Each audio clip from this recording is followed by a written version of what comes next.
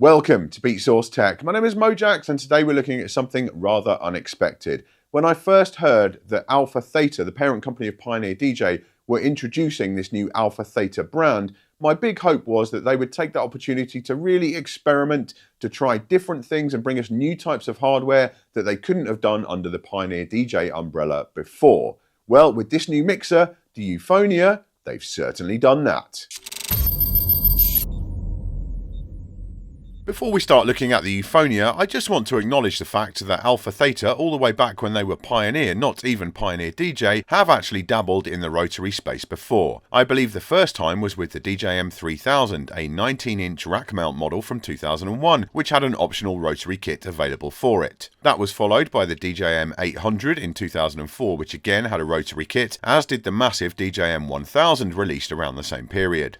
Now, to be clear, none of those gained a huge following in the Rotary scene. Nobody could argue that the sound of those, at the time, could hold a candle to the likes of the contemporary Rain 2016 or vintage Rotaries like the Uri 1620. But I do think it's important to remember that this company have previously, on occasion, demonstrated that they understand that some DJs do prefer the experience of blending with rotary pots rather than faders. So the idea of AlphaTheta dropping a full-on rotary mixer, the Euphonia, is not exactly an outlandish prospect.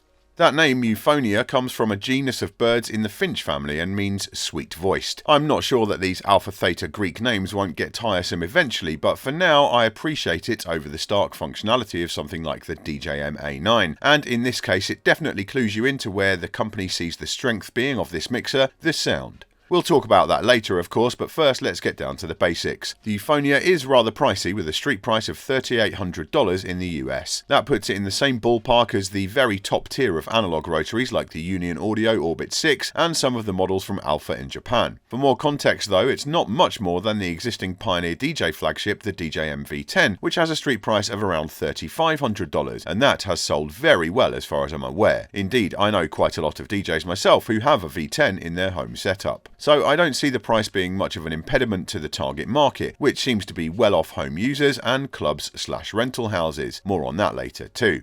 It's a 4-channel mixer, with each channel offering a phono and line input on RCAs, as well as a digital input for use with CDJs. Also on the rear there's a dedicated mic input with a combo balanced XLR and jack socket. Outputs are very standard AlphaTheta/Pioneer DJ club spec, balanced XLR master outputs, a record output on RCAs, and booth is on balanced jacks. Although the Euphonia has numerous built-in effects, there are also connections for external units with a send and return loop, plus a master insert, all on unbalanced jacks. The power supply is internal with a locking IEC connector, always my preference for the sake of convenience, especially in venues. There's also a USB-C port for connecting to a computer, and I'll admit this surprised me at first. It makes logical sense when you think about it though, as the underlying structure of the Euphonia is digital, but I still wasn't expecting it. Even more of a shock was that it not only works with Record Box in performance mode, as you'd expect, and Tractor, as that's open to any interface, but also Serato DJ Pro. To be quite honest, I'm not sure how much the target demographics of this mixer and Serato actually cross over with each other, but myself being a DJ who loves both Rotary and Serato software, that made me very happy indeed. Again, we'll talk sound later, but in terms of functionality, the interface worked flawlessly with all the software I tried. There are loads of options in the setting utility with 10 channels in and out, plus an extra pair of outputs for Record Box send effects, all very comprehensive.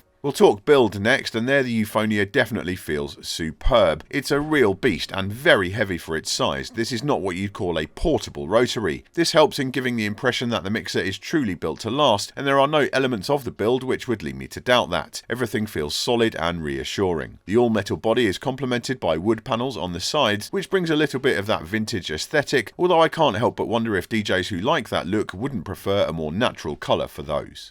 On the subject of looks, I wasn't a huge fan of the split level design of the top panel when I first saw it, but then I used the mixer and I was completely turned around. One of the frustrations I have with some rotaries is how, when you're working the Isolator, your hands can sometimes be dangerously close to other controls, but on the Euphonia, the Isolator being raised even just that few millimeters above the rest of the control surface removes that as a potential issue. So that's definitely a design touch which I ended up appreciating, unlike the rose gold knobs, which are clearly an AlphaTheta thing, looking, but one I'm really not into at all. I'd have much preferred silver, or at a push just full on gold. That's purely taste though, and I certainly won't argue with the physicality of those knobs. They're a very comfortable size, have tactile indicators, and they're made with elastomer material on the outside, which is very nice to handle even during long mix sessions.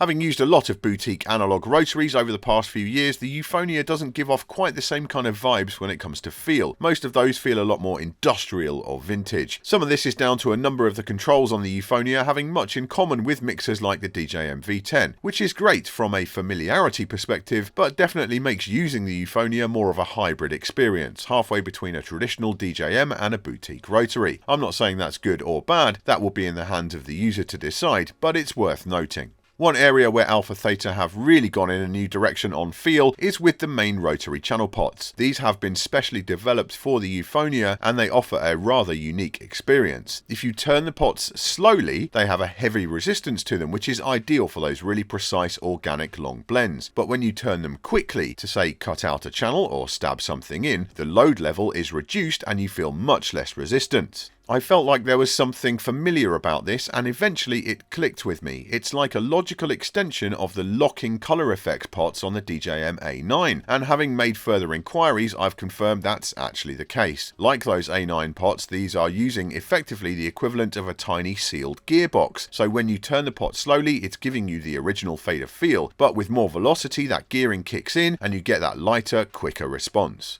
So on that note, let me talk you through those pots and the rest of the functionality of the mixer.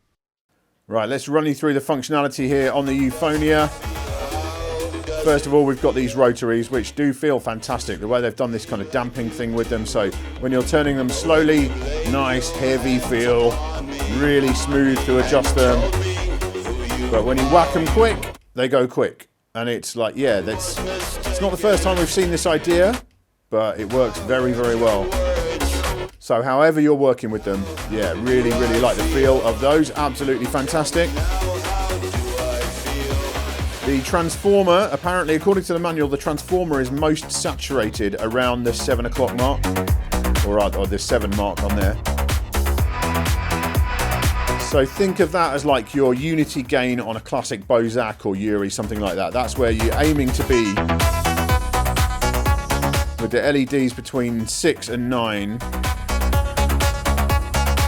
and the channel pot at 7. That is where the analog transformer is most saturated. That's where you're going to get the fattest sound out of it. Above that we have the EQs. They are EQs, not isolators. So you've got minus 26 dB and plus 6 dB on each.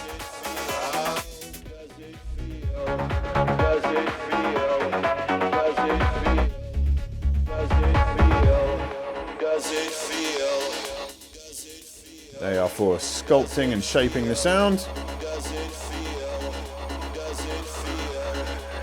Got the trim control there. Lots of headroom. You can go between different volumes of, different output volume of cartridges, etc. No problem. Different sources, all good there. Got the Q on each channel, so you got a Q button for each. Mono split, easily accessible in hardware. Q master blend knob and the level control. Very happy with the Q situation on the Euphonia. We have our input switches for each source on there, so you've got computer, digital, line and phono on each of the 4 channels. The mic input I've tried with a few different mics, and actually I really like the sound of the mic input. Often on a mixer like this you might think that might be an afterthought, but actually no, I think this sounds really good. And there is a torque over. I would like some adjustability for the torque over, like it's a bit aggressive for my taste. And there is no way to adjust that in the utility menu, but yeah, overall, the sound of the mic I think is just superb. It's really, really good. Now we get into the complex stuff in a more fun way, if you like. So let's talk about the send effects. Firstly, we have high pass filter up here. I'm going to adjust the return level. I'm just leaving that at 0 for now. And at the moment then, this send knob is basically a high pass filter for each channel. And you can do multiple channels at once, you can high pass them all. We change the parameter, turn up the resonance.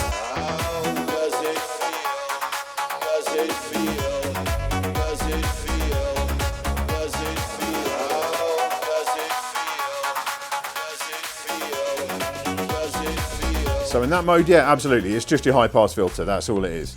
Then we move on to the actual effects themselves. So we've got a delay. Now this is where the lack of Pro DJ Link kind of disappoints me a little bit, because I would like if these effects were synchronized to your CDJs. I'm not using CDJs at the moment. I'm coming in from Traktor via the USB, but like, I would love to see Pro DJ Link on here just for the synchronizing of like the delay effects and a couple of others. As you can see, it's kind of flashing away. The auto BPM detection on AlphaTheta Pioneer DJ stuff is the best in the game. No doubt about that whatsoever. It is the best in the game, but it's still not 100% flawless all the time. And I would rather have Pro DJ Link on here to give you that option of perfectly synced beat, you know, effects. But it's not there. But you know, most of these don't rely on that at all. But yeah, we've got the beat adjustment here. So let's leave the parameter control there. Let's put this to a half beat.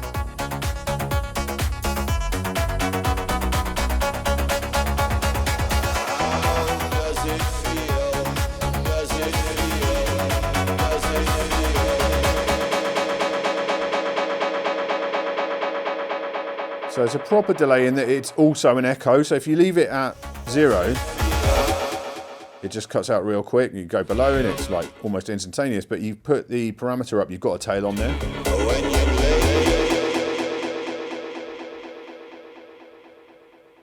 And yeah, overall, very happy with that delay. And adjust the BPM division up there.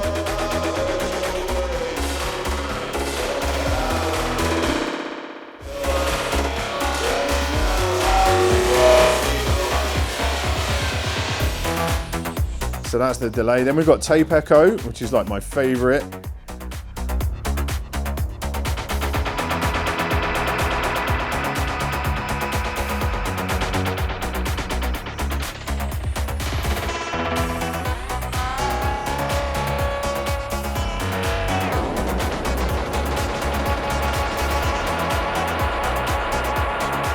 Very sideways, very squirrely. I love it. I love it.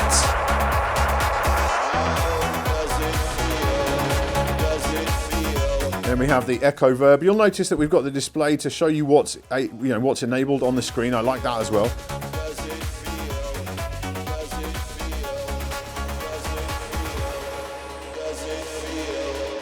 So you've got echo verb, as the name implies.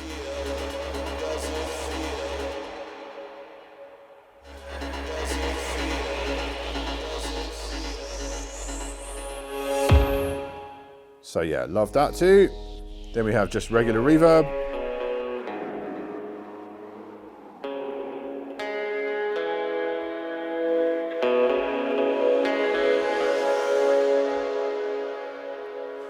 Beautiful sounding reverb.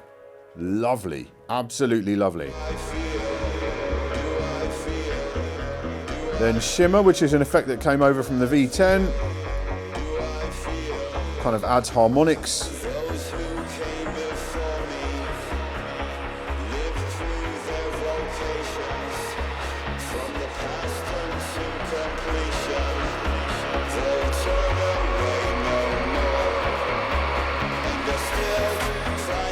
I'm a big fan of that on the V10, one of my favourite effects that this company have come out with in recent years.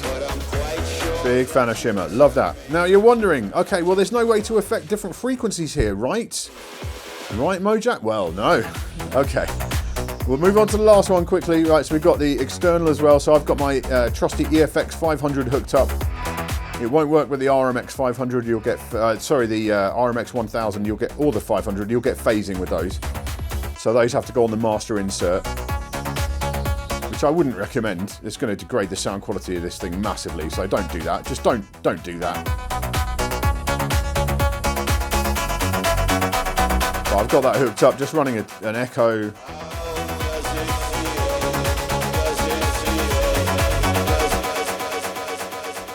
So yeah, that works fine. That is your external send and return. And you're assigning it with a knob rather than a button. So yeah, all clean as far as I'm concerned. Turn it on, turn it off, very quickly, very easily. Turn level there if you need to adjust that, coming back in, all good. But yeah, how do we do different frequencies? Well, that's where the Isolator comes into play. Let's talk about this Isolator. So first of all, you have two modes, right? We have the boost level, or three modes. We've got the boost level. It always cuts to infinity, fully. And then you have the option, so plus 12 boost, which is a lot.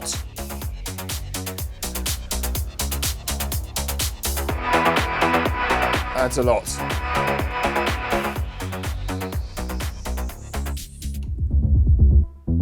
Not for the faint of heart, that.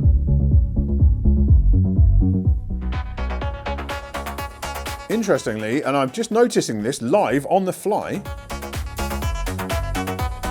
unlike on most of the analog rotaries I've tried, the isolator's not affecting the mic. That's good, isn't it? Literally just noticing this now as I'm doing this. I didn't realise it before. So I can adjust this and I still sound normal. That's really cool, actually, because that is a problem with, you know, analog ones. If you want to use a mic, they're usually routed through the isolator, and therefore when you're trying to talk as well. So that's cool, I like that.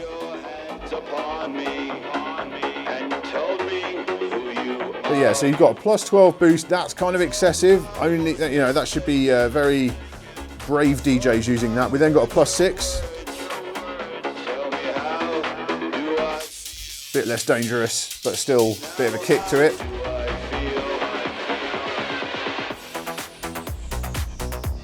And then for those who really want to play it safe, and if you're using the following feature we're going to look at, we've got the 0 as well. So here we can cut, but we can't boost.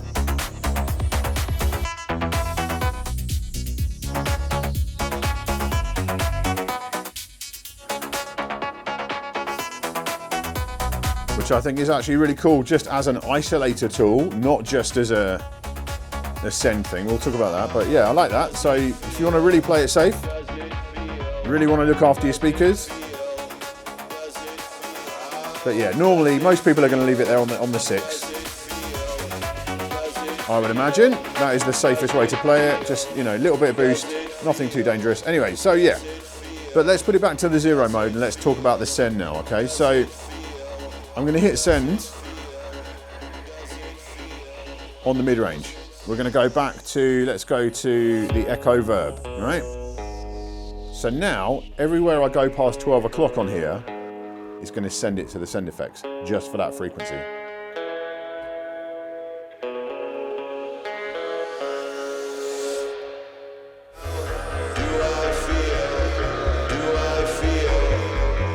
As soon as I bring it back to 0, no send.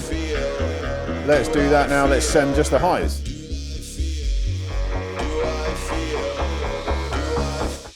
We can hear that the echo verb is just on the highs.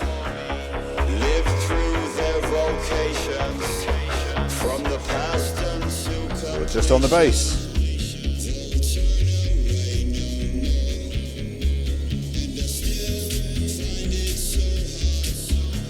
Let's send the treble as well. Let's do that.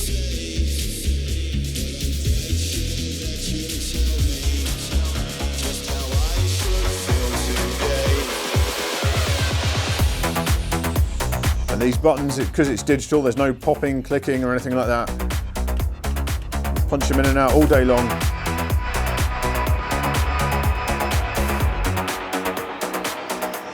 So tape echo.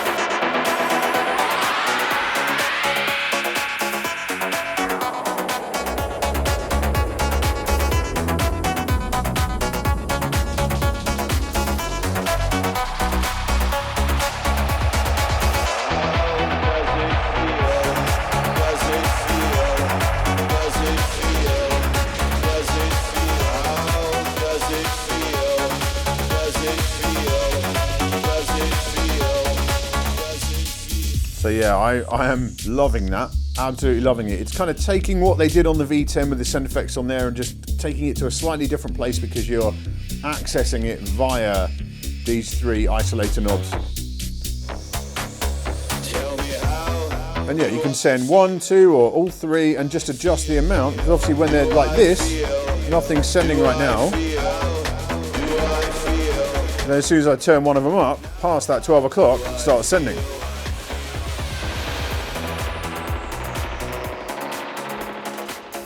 So there's lots of ways to work with it. And I'm sure creative DJs will be getting down with that very, very quickly indeed.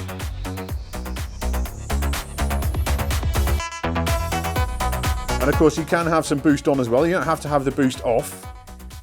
So now it's going to boost the treble and it's going to send it.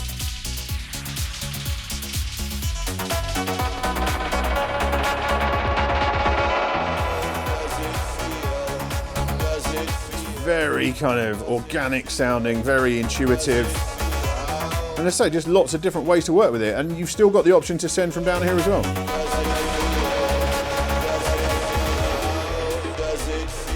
So yeah, overall it's just it's a really creative section up here. I'm really, really digging that. Master level, big knob for that. You adjust the brightness right there with a button dedicated to that. We have the view mode to go between the different meter levels and meter options. We have the utility menu with all your kind of homework kind of stuff, booth, mono stereo, master attenuator, all of that kind of stuff. Nothing too much exciting to look at in there, but that's all your kind of basic functionality stuff that you do need to have.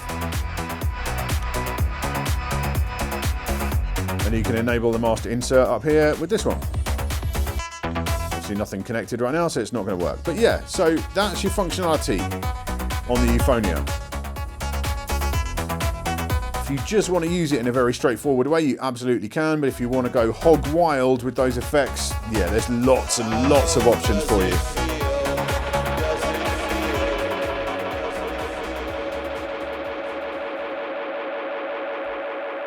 I do want to come back to the display briefly because it is really good. With the Euphonia being, to my knowledge, the only dedicated digital rotary on the market today, metering like this is something you just don't see anywhere else, and for me it is something of a selling point. Because yes, other DJ mixers have individual channel level meters like the Euphonia and they have master VUs, but what they don't have is an actual spectrum analyzer on them, and I think that is really dope. Personally, I'm a fan of the VU meter styled option with each channel shown as a separate needle plus the frequencies underneath. Combine that with the accurate digital master level meter and you have something really special in the monitoring department. Absolutely killer. And that brings me finally to the thing which the Euphonia lives or dies on, the sound.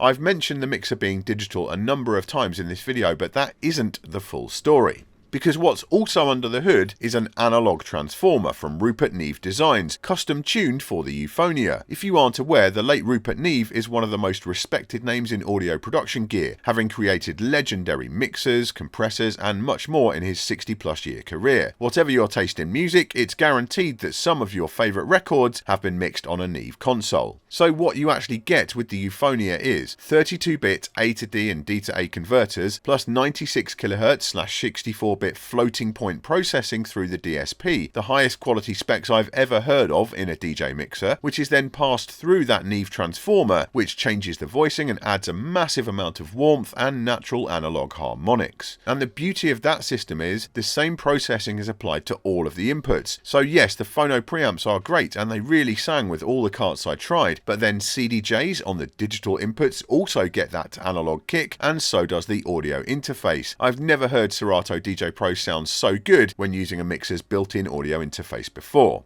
One side note, I previously mentioned how good the mic sounds, and I've since realised, looking at the block diagram, that the reason it isn't affected by the Isolator is that it never goes through the transformer, it goes directly to the outputs. So that means the level of quality is coming from the mic preamp itself, and I think that says a lot about the attention to detail AlphaTheta have paid to all areas of this device. I had the Euphonia for a few weeks and I spent much of that time recording vinyl through it and just listening to it through a variety of systems, both on its own and in comparative tests with other high-end mixers like the Resor, the Master Sounds Valve Mark II and the Union Audio Elara, basically anything of high quality that I currently had to hand. And my takeaway was, the Euphonia really does sound quite special. That Rupert Neve transformer does make a big difference too. Run the channel gains very low, below the saturation point of the transformer, and the mixer doesn't sound a whole lot different to the V10. I believe those two mixers at the digital stage are voiced in a fairly similar way. But once you give the signal enough juice to get the transformer going, it's a whole new ballgame with a much warmer, more punchy low end, and it just seems to bring an entirely different level of energy to things like vocals. What's really interesting to me is how the floating point architecture can really be leveraged to make the sound even more impactful. AlphaTheta recommend running the channel levels at 6 to 9 dB with the Rotary at 7 to get the most saturated sound out of the transformer, but there's actually nothing to stop you going beyond that because the transformer has massive headroom and it just continues to saturate rather than distort. So as much as I don't recommend it when DJing, I was able to fully max out the channel gains without hearing any distortion on the output stage in testing, which was pretty wild. The Euphonia definitely has the potential to be an incredible summing mixer for studio work, as you might expect with that Neve heritage.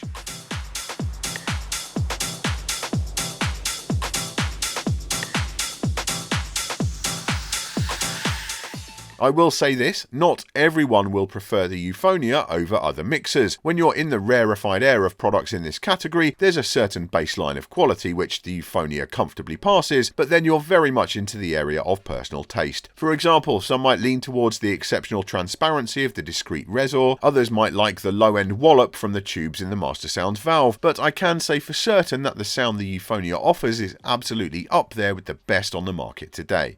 In conclusion on the sound, look, I get it. Other reviewers and myself can only give you our word about how the Euphonia sounds, and having compared notes with some others, I know I'm not alone in how much I like it. And there will be lots of Rotary purists who are incredibly cynical about the prospect of top-notch sound from the Pioneer DJ/AlphaTheta stable, although I think the V10 has done a lot in recent years to change that mindset. And it's to that point that my strong recommendation to AlphaTheta, both privately and here in this video, is that they need to take advantage of their bigger budget and get this thing into different high-end venues and listening bars around the world. I'm thinking of spots like Spiritland in London or Dante's Hi-Fi in Miami, and put on listening sessions where audiophile DJs and music lovers can hear the Euphonia, perhaps in direct comparison with some of its competition, because they seem very confident it can hold its own from their own testing processes, and after spending a few weeks with it, I'm very much inclined to agree. So to wrap up, who is the Euphonia actually for? Well, it is absolutely a unique proposition in the market segment it resides in, simply because it is from AlphaTheta, the biggest brand when you include Pioneer DJ in the DJ world, and that gives it one huge advantage over any competing Rotary. It's going to be available everywhere worldwide, and not just in retail but also from rental houses, and assuming there is enough stock, there won't be any kind of waiting list. Many boutique Rotaries can take weeks or even months from purchase to delivery. Look at some of the most high-profile Rotary users out there, Louis Vega and David Morales being the prime examples for me. Both of those guys are clearly very happy with the sound of the V10, having been seen using it plenty, and the Euphonia sounds even better, but they also love their Rotaries. Morales even has a custom Rotary kit from MC Audio Solutions on his V10. So I find it hard to imagine that the Euphonia won't instantly make its way to the top of the tech riders for DJs like them, because as I say, it will be in all of the big rental houses as well as many of the big venues already as they travel around the world. But is this a case then of the big £800 gorilla coming in to take over this market segment, scorching the earth for the struggling independent Rotary makers? I don't think it will pan out like that. Firstly, the Euphonia is quite a bit more expensive than most of the competition, and there's no indication that AlphaTheta will be making a more affordable version. And secondly, having a more standard issue Rotary found in clubs around the world can't help but, in my opinion, help take Rotary mixers to a more mainstream place, expanding the overall market much wider and hopefully rewarding those smaller manufacturers who don't have AlphaTheta marketing budgets with even more sales. So I think this is a win for everyone. So there you go, my thoughts on the Euphonia Rotary mixer from AlphaTheta. I've talked about the kind of the industry impact, right? This thing will definitely be on the tech rider of most of the big touring DJs who use Rotaries. That's just going to be a thing, right? Because they'll be able to source one in any major city around the world without fuss. But it is absolutely worth considering as a home studio mixer, or, you know, just one to take out to your own gigs, because yes, the headline price is very expensive, right? It's a lot of money. But I do think when you start to break down what you're getting for that cost, the value is there. Okay, let's say you spend $2,500 on a really nice analog Rotary mixer. That's great, but you want to use it with a computer. So you're going to need an audio interface, either a DJ one or a high quality studio one. Certainly to match the level of the quality of the interface in the Euphonia, you're going to need a very nice interface. What's that going to set you back? A fair chunk of change. And at this point, there isn't actually a very high quality DJ specific multi-effects box on the market. It just doesn't exist.